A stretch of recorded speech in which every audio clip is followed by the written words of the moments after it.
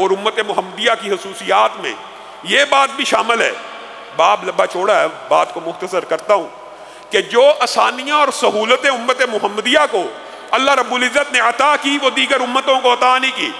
معروف باتیں ہیں، ایک مرتبہ دہرا لیجئے، شاید کچھ لوگوں کو علم نہ ہو کہ رسول اللہ صلی اللہ علیہ وسلم کی امت سے پہلے یہودیوں بنی اسرائیل کے اوپر آپ کے علم میں کہ اگر نجاست پیشاب ان کے کپڑوں پہ گر جاتا تو اس کا کفارہ کیا تھا؟ اور کپڑے کو کاٹ دیا جاتا، اور دوسری حدیث میں کہ اگر جلد کے اوپر گر جاتا تو جلد کو کاٹ دیا جاتا۔ یہ امت محمدیہ کے اوپر اللہ رب العزت کی رحمت ہے، احسان ہے کہ پیشاب ہے پلید ہے ناپاک ہے نجس، لیکن کپڑے پہ گر جائے تو پانی سے پاک ہو جائے گا، جلد پہ گر جائے پانی سے پاک ہو جائے گا۔ اور صرف اسی پر اللہ رب العزت نے آسانی دینے کو بس نہیں کیا، بلکہ کیا کیا؟ اگر پانی نہ ملا تو مٹی کو مسلمان امت کے لیے طہورا بنا دیا، کہ مسلمان کو اگر پانی نہیں ملتا تیمم کر لے، مسلمان کو اگر پانی نہیں ملتا مٹی سے پکیزگی حاصل کر لے۔ یہ سابقہ کسی امت کو یہ آسانیاں نہیں دی گئی، حتیٰ کہ بنی اسرائیل کے اندر کوئی بندہ جرم کرتا تھا کبیرہ تو اس کے گھر کے باہر اس کا جرم لکھ دیا جاتا تھا، اور ساتھ میں کفارہ بھی فرشتے لکھ دیا کرتے تھے کہ اس نے فلاں آج رات کو یہ جرم کیا ہے اور اس کا کفارہ یہ ہے۔ بتائیے اگر امت محمدیہ کے اوپر اللہ کے یہ احسان نہ ہوتے تو ہم میں سے کون ہے جو معاشرے میں اکڑ کر پھر سکے، جو نکل سکے؟ اگر ہماری کالی کرتوتوں کو بھی گھروں کے باہر لکھنا شروع کر دیا جائے تو کوئی ایک ایسا ہے جو فخر اور عزت کے ساتھ معاشرے میں پھر سکے؟ یہ اللہ رب العزت نے اس امت کے اوپر آسانیاں کی ہیں۔ بنی اسرائیل کے قاتلوں کے بارے میں تھا کہ ان کو ہر صورت قصاصاً قتل کیا جائے۔ امت محمدیہ میں دیت کو پیش کیا گیا کہ ٹھیک ہے اگر وارثین معاف کرنا چاہتے ہیں تو معاف کر دیں، دیت لے سکتے ہیں۔ یہ بھی امت محمدیہ کے لیے خصوصیت ہے، اور یہ بھی خصوصیت امت محمدیہ کی ہے کہ اس کے لیے مال غنیمت کو حلال کیا گیا۔ سابقہ امتوں کے ساتھ کیا معاملہ تھا؟ مال غنیمت کو اکٹھا کیا جاتا تھا اور ایک جگہ رکھ دیا جاتا تھا، آگ آتی تھی اس کو چکھ لیتی تھی، ادھر سے پتہ چل جاتا تھا کہ قبول ہوا ہے، جہاد نہیں قبول ہوا۔ امت محمدیہ کے اوپر اللہ رب العزت نے ایک اور عورتوں کے باب میں بھی آسانی کی ہے۔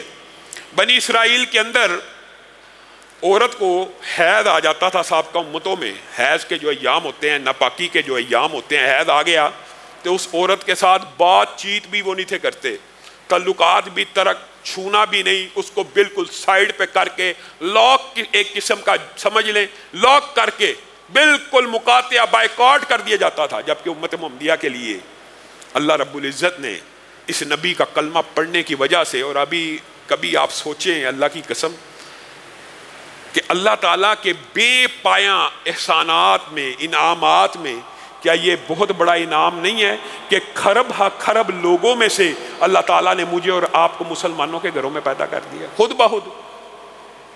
بخود پیدائشی مسلمان۔ یہ بہت بڑا اللہ کا احسان ہے اور نعمت ہے، بہت بڑی نعمت ہے۔ اور امت محمدیہ کے اوپر آسانی یہ ہے کہ اگر عورت ان ایام میں بھی ہوگی تو اس کے ساتھ میل بھی ہے، جول بھی ہے، کلام بھی ہے، گفتگو بھی ہے، حتیٰ کہ سوائے وہ تعلق جو ازواجی ہو اس کے علاوہ ہر طرح کا گلے ملنا، ہاتھ ملانا، ہر چیز جائز ہے، روا ہے۔ اللہ رب العزت نے اس امت کو یہ مقام بلند اگر عطا کیا تو اس کی وجہ یہ ہے کہ ہم نے ایک ایسے نبی کا کلمہ پڑھا ہے جو کائنات میں سب سے اعلیٰ ہیں، جو کائنات میں سب سے افضل ہیں، جو کائنات کی سب سے عمدہ ہستی ہیں۔ اسی طرح جس طرح وہ عمدہ ہیں ان کے اصحاب بھی اسی طرح کائنات میں سب سے افضل ہیں۔ امت محمدیہ کی اور بھی بہت سی خصوصیات ہیں، جن میں سے ایک خصوصیت یہ بھی ہے کہ امت محمدیہ میں ایک آسانی یہ بھی پیدا کی گئی ہے کہ اس کا سہو معاف کر دیا گیا، اس کا نسیان معاف کر دیا گیا۔ اگر انسان کو کوئی چیز یاد نہیں ہے، بھول گیا ہے، بھول چوک سے کوئی گناہ کر بیٹھا ہے، اللہ رب العزت معاف کرے گا۔ یہ سابقہ کسی امت کے اوپر احسان موجود نہیں تھا۔ اور اس سے بھی زیادہ بعض احسانات امت محمدیہ کے محدثین نے ذکر کیے ہیں، ان میں سے ایک یہ بھی ہے کہ پختہ برائی کا خیال آ گیا، پختہ برائی کا خیال آ گیا۔ برائی کا خیال آنا یہ امت محمدیہ کے اوپر اللہ تعالیٰ نے احسان کیا ہے کہ برائی کا خیال آ جانے کے بعد اس کی برائی کو نہیں لکھا جاتا، جبکہ نیکی کا خیال آ جانے کے بعد سے اس کی نیکی لکھنا شروع کر دی جاتی ہے۔ اور اسی وجہ سے اس امت کو یہ اعزاز بھی حاصل ہوگا کہ کل قیامت کے دن جنتیوں کے اندر ان کی بہت بڑی تعداد جنت میں داخل ہوگی، اور یہ واحد امت ہے، واحد امت۔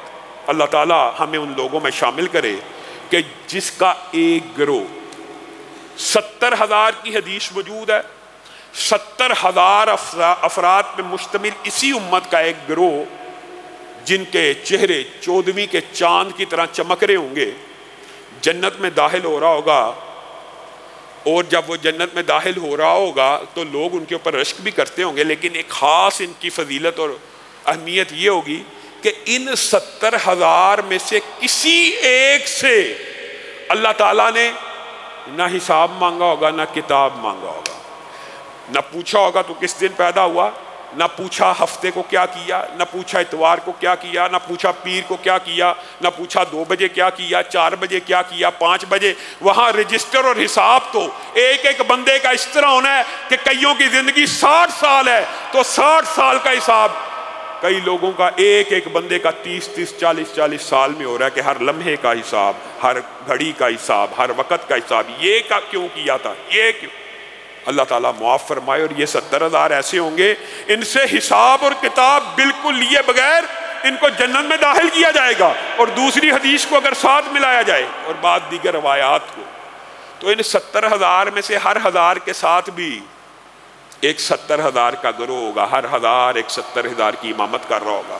اور محدثین نے اس کی کیلکولیشن کی، بعض نے کوئی تعداد لکھی، بعض نے کوئی تعداد لکھی، اور جو راجع تعداد ہم سمجھتے ہیں وہ یہ ہے کہ ان 70,000 کے ساتھ 4 ارب 90 کروڑ مسلمان ایسے داخل ہوں گے جن کا اللہ تعالیٰ کوئی حساب نہیں لے گا۔ اللہ تعالیٰ ہم سب کو اس میں داخل فرمائے بغیر حساب کتاب کے۔ 4 ارب 90 کروڑ مسلمان، یہ امت محمدیہ ہی کی خصوصیت ہے۔ اسی لیے رسول اللہ صلی اللہ علیہ وسلم نے کہہ دیا تھا کہ 120 اگر صفیں ہوں گی تو 80 صفحے جنت میں تمہاری ہوں گی۔ اور دیگر روایات میں یہ بھی الفاظ موجود ہیں کہ آدھی سے زیادہ تعداد جنتیوں کے اندر امت محمدیہ کی ہوگی۔ اور امت محمدیہ ہی کی خصوصیات میں ایک خصوصیت یہ بھی شامل ہے، دیگر جتنے بھی مذاہب آئے، مثلا نماز کا وقت آ گیا، عیسائیوں کے ہاں، یہودیوں کے ہاں، مثال دے رہا ہوں، انہوں نے کہاں پہ پڑھنی ہے؟ گرجے میں، عبادت خانے میں، اپنے بنے ہوئے عبادت خانے میں۔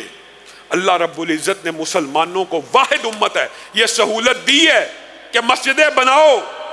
جو بندہ وضو کر کے گھر سے نکلتا ہے، من خرج من بیتہ متطہرا، اور نکل آتا ہے اور نماز پڑھنے کے لیے نکلتا ہے الی الصلاۃ المکتوبہ، تو فاجرہ کاجر الحاج المحرم، مسجد میں نماز کو ادا کرنے کا اجر و ثواب، باوضو گھر سے نکلے، مسجد میں آ کے نماز پڑھ لے، فرض نماز ایک حج کی طرح ثواب ہے، مانتے ہیں۔ لیکن ایک بندہ سفر میں گیا ہوا ہے، ایک بندہ بازار ہے، ایک بندہ کسی کام کاج میں ہے، وہاں پہ نماز کا وقت ہو گیا ہے، وہاں پہ اب مسجد موجود نہیں ہے، تو کیا وہ مسجد کو ڈھونڈتا پھرے گا؟ بتائیے۔ یہ امت محمدیہ کی ایک بہت بڑی خصوصیت ہے کہ اللہ تعالیٰ نے پوری کی پوری زمین کو اور دھرتی کو مسجد موجود نہ ہونے کی وجہ سے ان کے لیے مسجد قرار دے دی ہے، مسجد قرار دے دی ہے۔